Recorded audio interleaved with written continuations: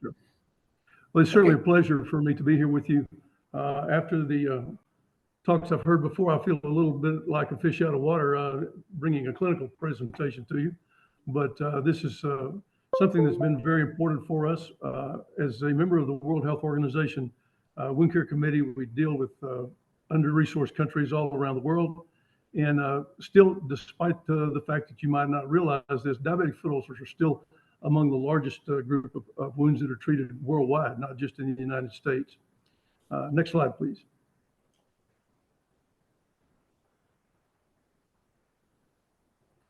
As you can see, one of the common things that we see, and this seems to be a little more common than everybody thinks, is the ulcer of a toe. They can be seen in patients who have diabetes and associated with peripheral neuropathy. It's interesting that we're seeing many patients with just peripheral neuropathy and no presence of diabetes at the moment. But we also have people with toe deformities such as hammer toes and things along those lines. If you think about diabetes, diabetes really is the unrecognized epidemic worldwide. We have more cases of diabetes, and the incidence is growing each year exponentially despite that.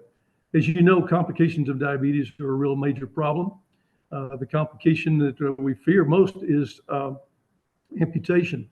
2/3 of the major amputations in the world done today are due to diabetic foot problems, one way or the other.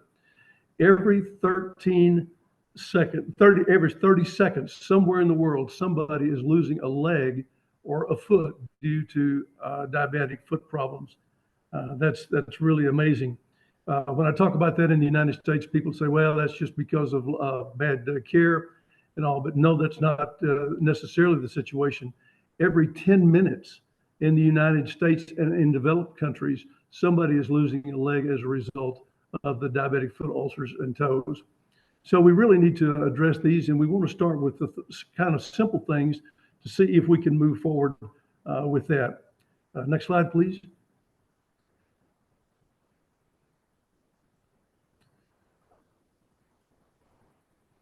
Next slide.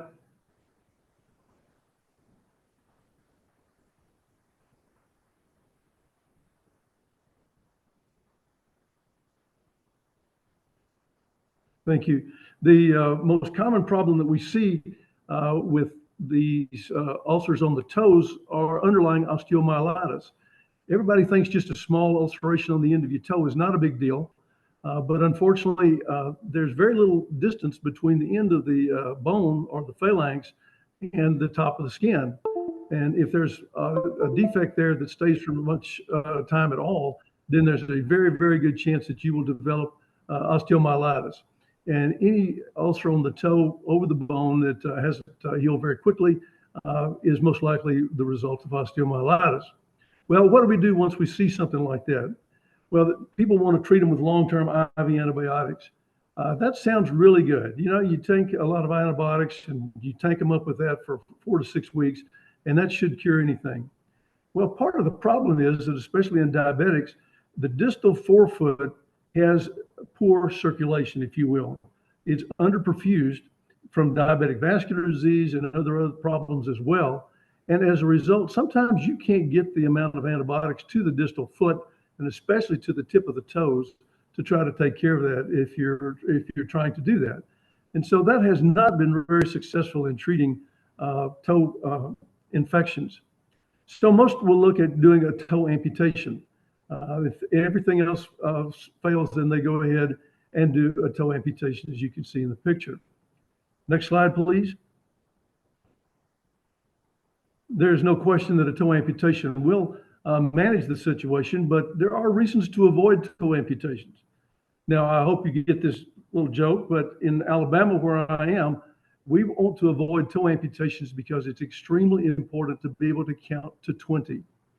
So we try to save all the fingers and toes that we can so that people can be able to do at least basic math around here.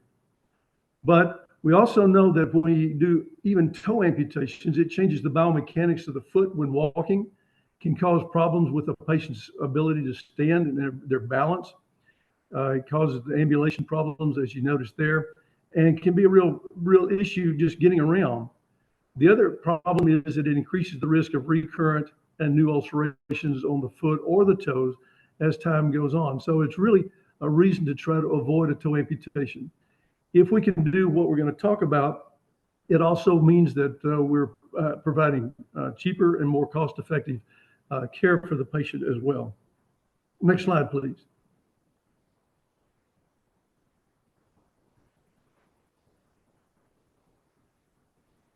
Next slide.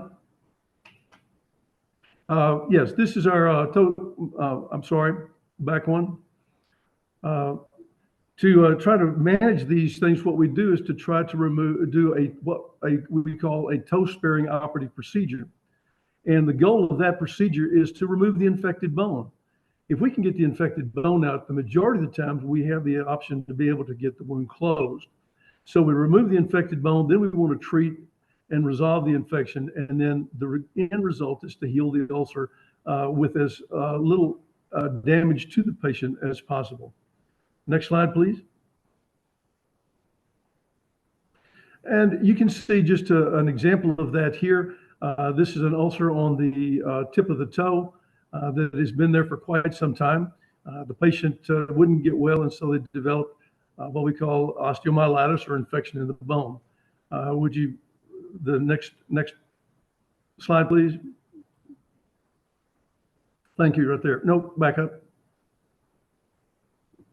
Back one. Thank you. And you can see what we've done with this. This is a picture, an operative picture of that toe. And you might think, ooh, that's a mess.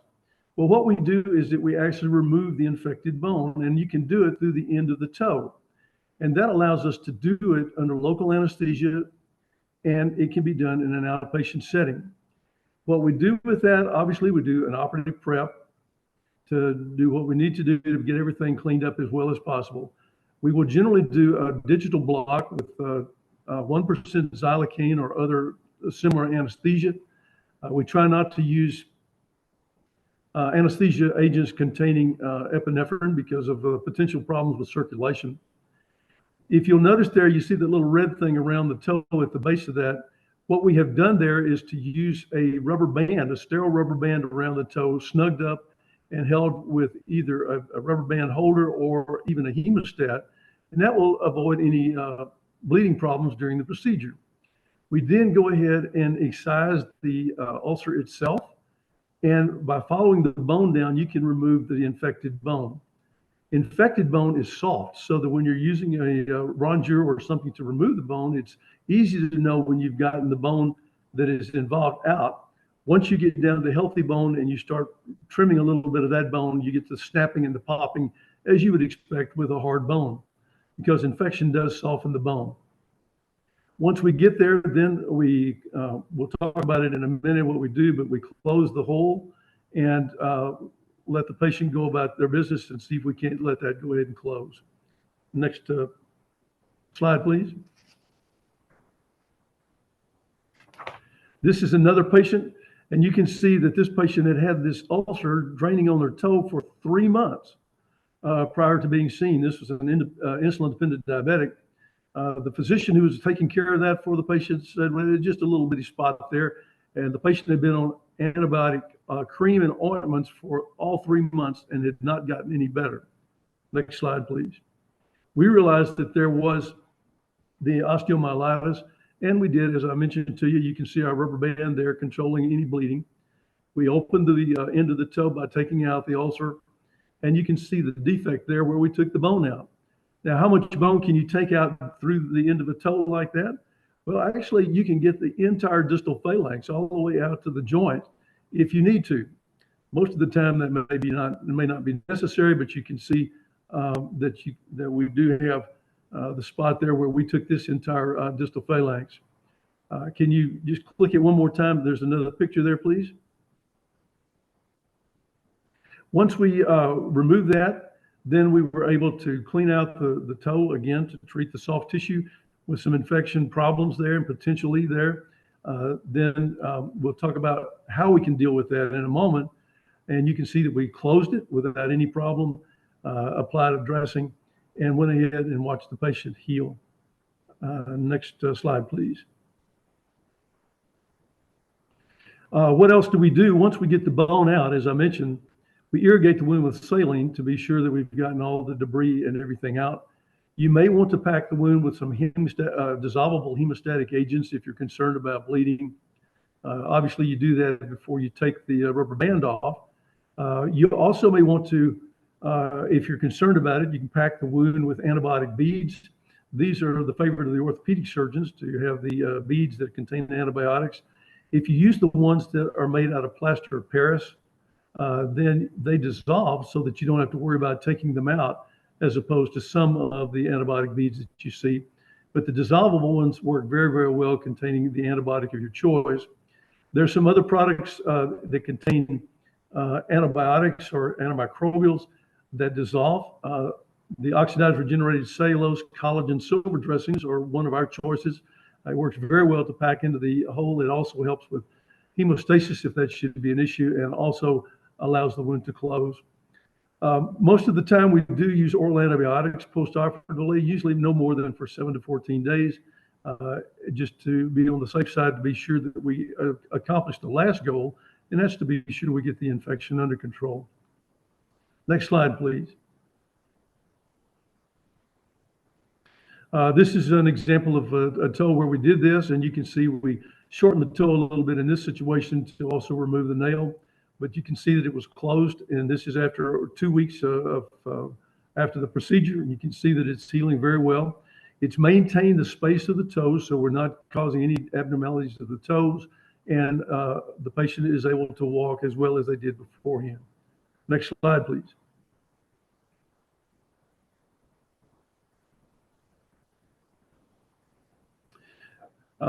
You can see this is a patient who was referred to us, a little bit different situation. They had osteomyelitis of the distal phalanx, but it was due to an infected ingrown toenail that had been treated. The patient had been on IV antibiotics for over 3 months with no improvement. They were talking about doing a big toe amputation, including the metatarsal head of the foot, and trying to get that under control. Can you click it one more time? There's a second picture. And you can see this is the healing wound about 3 weeks after we removed the infected bone and debrided the area of the toenail. You can see that it's closing very nicely. Because of the tissue there, we were unable to completely close this, but we continued to pack it open with doing good wound care for it, and she continued to do well, completely healed, and has retained her toe. So when she went back to her own physician, he could not believe that we were able to salvage that toe. So if you do the right thing, many times you can salvage these toes, and especially the big toe. We like to try to keep that if possible, because it can affect the way a person walks significantly.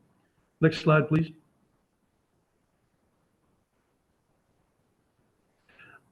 This is a little bit different situation, but again, the same problem. This is a patient who had a hammer toe, and you can see that they rubbed a defect on the top of the toe over one of the joints there.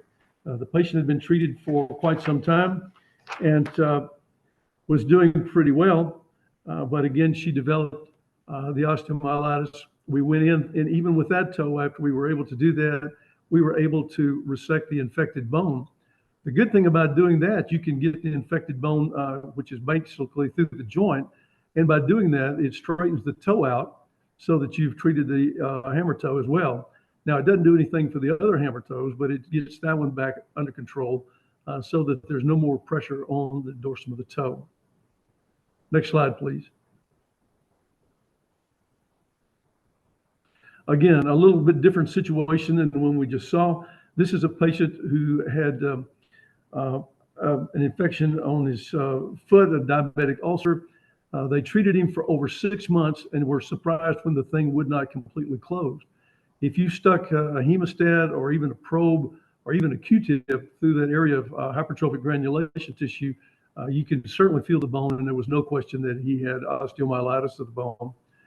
We did the same treatment except on the side of the toe, and we excised it and got the necrotic bone out, the infected bone, treated him with oral antibiotics, and the patient healed without problem within about 2 to 3 weeks. Next slide, please. A similar situation again, this man, you can see he was 36 weeks into treatment of this diabetic ulcer, 36 weeks. That's 9 months, and it had not completely closed. The reason was he had underlying osteomyelitis.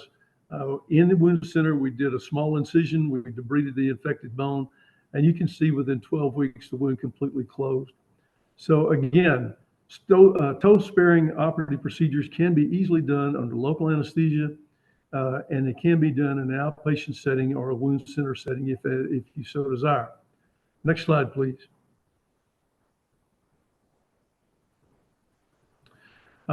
Just to show you a little bit of a different approach, this is a lady who had an abscess of her finger over the joint. The orthopedic surgeons were ready to amputate her finger. She was not happy with that. She was referred to our wound center to see if we could do something to salvage her finger. Next slide, please. And what we did, as you can imagine, we opened this up, and you can see through the abscess itself, we were able to drain the abscess, debride the infected bone out from under it. And within 2 weeks, you can see on the adjacent slide, you can see that the patient was healing very nicely, went ahead, complete closure, and did not lose her finger. This is especially true that you can see this in diabetics, especially ones who may have a renal failure problem and have a dialysis graft in the arm or the hand and have poor circulation in the fingers. Abscesses are not that uncommon in these situations, at least in our situation. So we do our best to try to salvage those as well. And if it's due to infection and osteomyelitis, this is sometimes a good approach. Next slide, please. This is just another example of a patient that we have treated this way with bone excision. We have a series of about 45 patients that we've now treated with debridement and minimal resection of the bone. These were all done in our outpatient wound center with local anesthesia and with digital block. Oral antibiotics were given for an average of 7 days. Importantly, no hospitalization was required, and there was a 98% toe salvage rate. So this is a really important way that we can achieve this and look at that, especially if you're in under-resourced countries where they don't have a lot of access to operative care. They don't have a lot of access to a lot of fancy dressings and all that we have in the resourced hospitals and countries. So this is a very good approach if you're trying to do some limb salvage and to treat the patient cost effectively, but also to do as little damage to their walking and their feet as possible. Next slide, please. So the next time you see a patient who comes in with a situation like this with a draining toe, first thing to remember is that most likely the patient has underlying osteomyelitis. And if they do, then that doesn't necessarily mean that you're going to have to take their toe off. You might want to consider what we've talked about. This has been published so that you can look at the pictures and see how to do it. Our contact me will be happy to provide that information for you. And it's amazing how many of these toes you can salvage. And obviously, as I pointed out, these techniques can be applied to the proximal toe and to fingers or other parts of the body if necessary. Thank you very much for the opportunity to present this little bit of information about diabetic toe problems and other toe problems, and I'll be happy to try to answer any questions that you might have at this point.